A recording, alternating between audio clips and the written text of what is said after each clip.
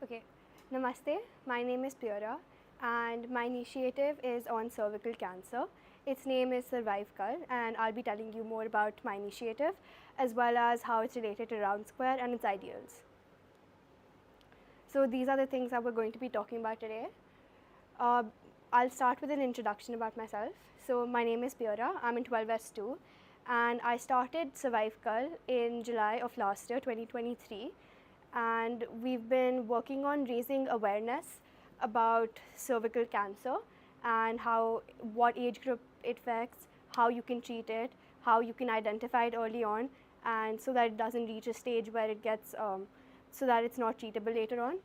And basically, cervical cancer is something that's not really talked about, and it's considered one of the things that happens, and everyone is aware of it, but not predominantly talked about. So I believe that if all of us get vaccinated, talk about it more, raise awareness, it's something that can, the rate of the survival can increase significantly. And I'm working on this campaign along with two doctors, Dr. Sandeep Taneja and Dr. Dipali Taneja. Now, what is cervical cancer? Cervical cancer is a type of cancer that affects the cervix, which is the lower part of the uterus in females. And cervical cancer only affects females. It's a type of HPV virus, and there are many other types of HPV virus which affect both males and females. So it's not just that this is just for females. Cervical cancer, yes, it only is for females, but there are other various types which affect both males and females. Again, who does it affect? It primarily affects women in their 30s and 40s, and it's not usually a virus which develops within a span of like days. It takes a long period, and basically what happens is that over a span of 10-12 years, the virus develops, and there's abnormal changes in the cells of the cervix when a tumor is identified.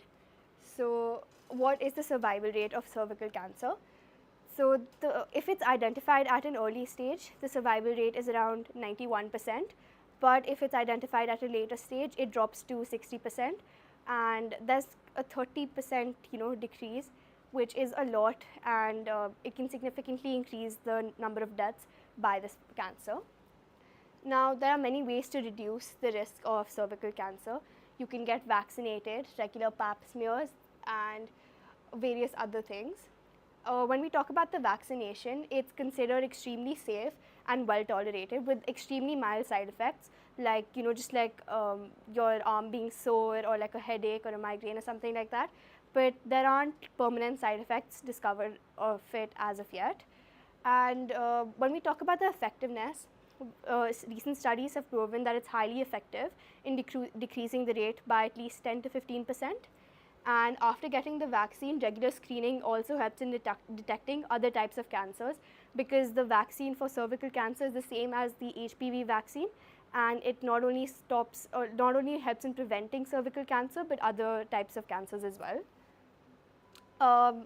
That's all I had about cervical cancer.